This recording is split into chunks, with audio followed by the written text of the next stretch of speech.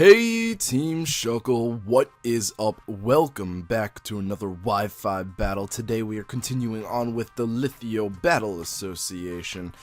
Today we're battling Jobani, aka Proki Profiles.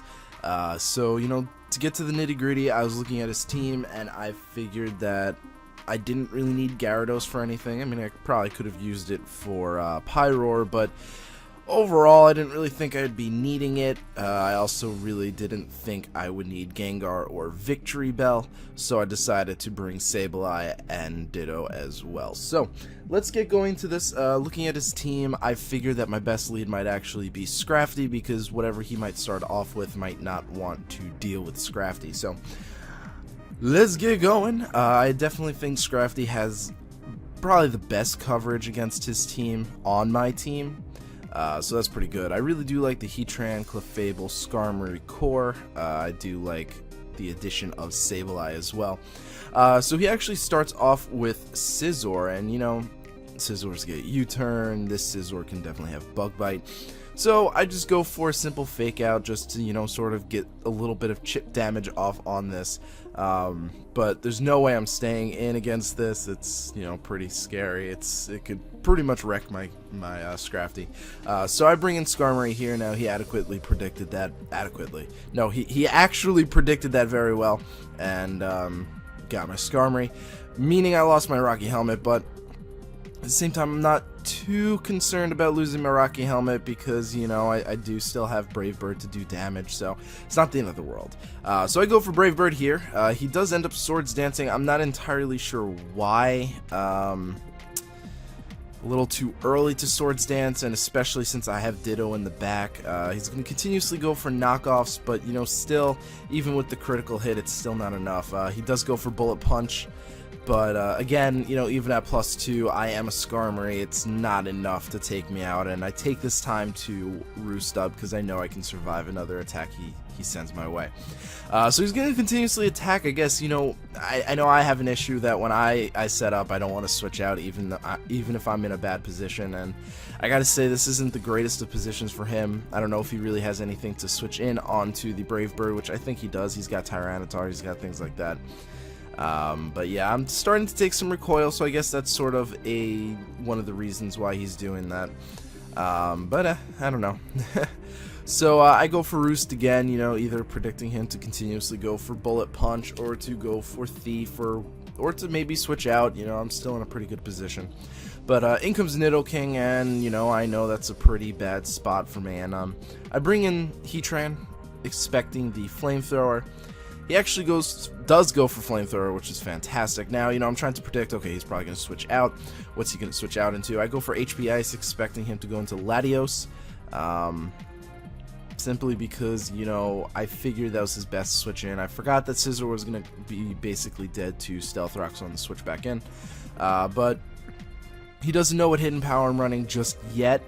He does end up bringing in Latios here, and I'm like, okay, cool. You know, I could just go for HP Ice again, but you know, I'm thinking, you know, maybe this thing has something that I don't know it has, and I'd really rather save Heatran for Nidoking.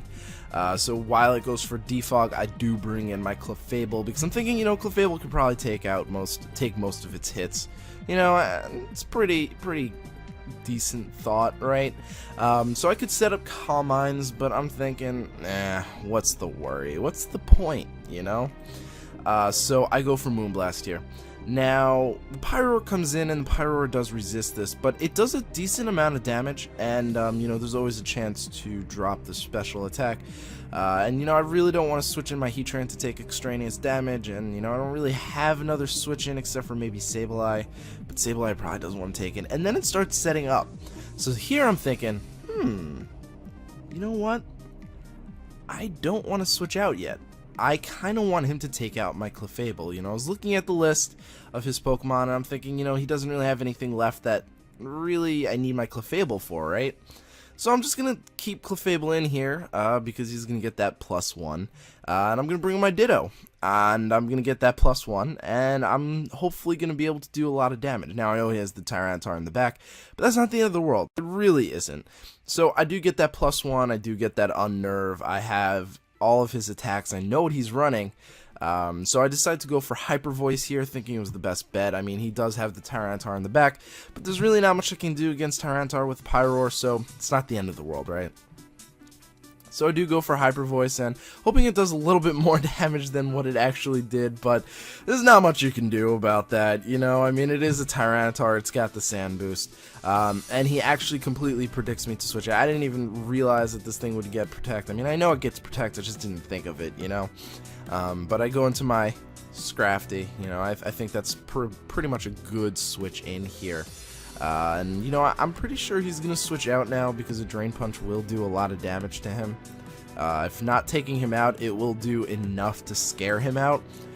So I'm thinking, okay, he's probably going to go into, like, Latios or something like that. So I'm going to go for Ice Punch. Now he goes into Rotom Cut, which is just as good because Ice Punch will do a lot of damage.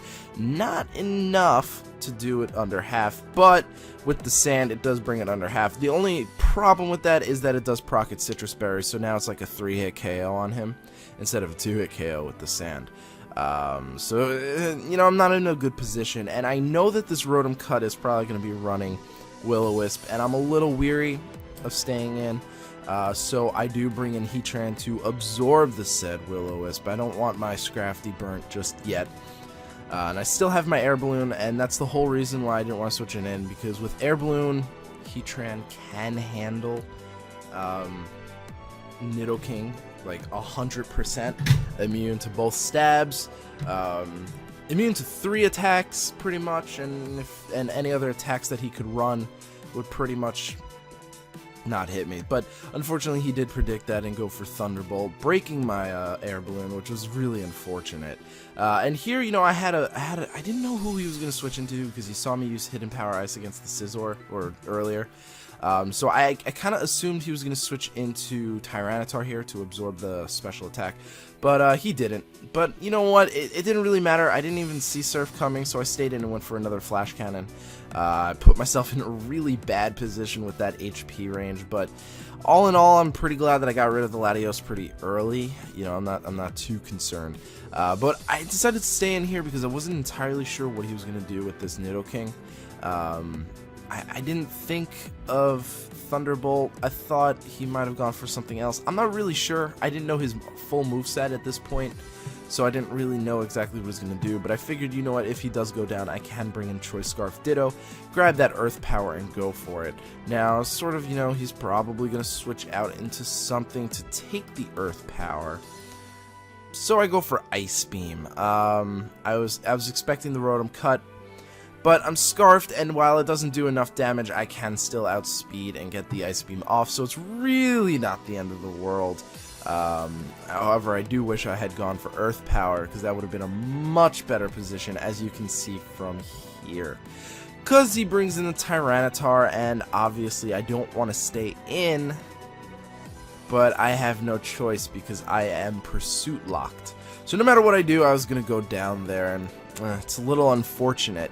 Had I been into Earth Power for the Pyroar, he most likely would have brought in the Rotom Cut, meaning that I would have been able to have a safe switch into, say, Skarmory or Scrafty.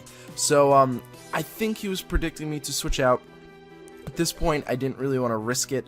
I just went straight for the Drain Punch. I figured that Drain Punch would probably do just as much as Ice Punch would to the Rotom Cut, and plus I'd get some HP back, so that's just what I went for, and it made the most sense.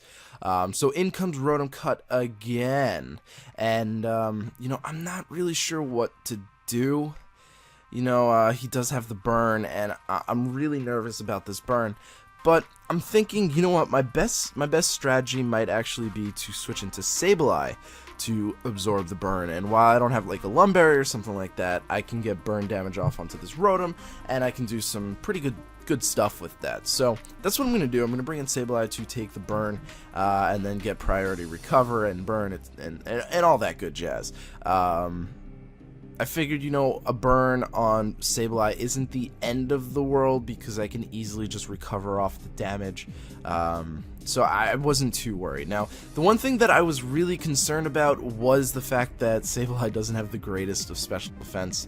and you know, there's no like burn-like status for special attack, so I'm a little worried. But he does actually switch out into the Nidoking, and even that is worrisome. You know, it's probably sheer force, probably life orb. I'm really worried about how much damage this thing's gonna do to me. But obviously I can't switch out into Skarmory because Skarmory doesn't want to take anything Nidoking has. Can't switch out into Scrafty because, you know, I don't want to take any extraneous damage. I can handle Nidoking on my own, but I'm a little weary of switching in on an Earth Power.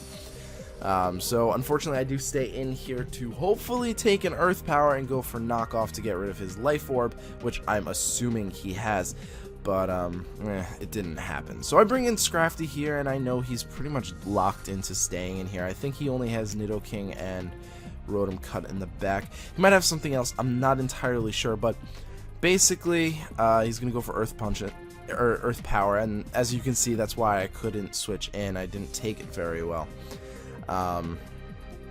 Didn't take it well at all. I probably could have faked him out or something like that. I don't know. But he ends up going down to burn, so it's really not the end of the world. And now I'm like, okay, so he's probably... I'm trying to think what he has left. He's got the Rotom left, I think, and that's about it. So he goes for the burn, and at this point I'm like, I have no choice. I have to let him burn me. But I go for Ice Punch, and as you can see, it does relatively good damage, and this Rotom has no way to recover its HP anymore, while I have Drain Punch. So I'm thinking I'm in a pretty good position. I can just go for Drain Punches now, which, while may not do as much as an Ice Punch would, I would get HP back and probably counteract the burn with my leftovers and the Drain Punch recovery. But unfortunately, I sort of make a terrible play here. Well, not yet. He does go for Thunderbolt, and it does nearly almost enough to take me out. I go for Drain Punch, and it's, look at that HP. It's so close. But I think I make a really poor play here. As you can see, the leftovers sort of bring me enough to survive, and then go down to 7. So I can't take a Thunderbolt. So I actually switch out into my Skarmory. I, for some reason, forgot about Thunderbolt for a quick second. And obviously I'm not going to be able to take this at all. But my plan was to come back in with Scrafty and fake it out. Now, the issue with that is that I sort of forgot that this thing has Protect and I have Burn. So regardless, I think I would have lost no matter what. He could have easily just protected the next turn and, you know, gone for it. Obviously he didn't. He went for Thunderbolt. But, yeah, so I unfortunately lose this battle, but, you know, I think I played pretty well, considering. You know, it wasn't a complete loss. I don't really know how I would have come back from that. I mean, I could have probably played around that Nidoking a little bit better, instead of just letting my Sableye go down, and Sableye probably could have been a little bit more useful in that battle. I probably could have burnt that Rotom, get some HP damage off, sacked off my Skarmory at some point. I don't know when, though. You know, I really don't know. That Nidoking Rotom cut combo sort of just dealt with everything I had. That's why I wanted to keep Heatran alive, because Heatran 100% countered both of those with Air Balloon. I couldn't do anything without the Earth Power without it, but he did adequately, I keep using that word, I don't think that's the right word, whatever. So thank you guys so much for watching, I really do appreciate it, and I hope to see you guys in the next episode. Peace.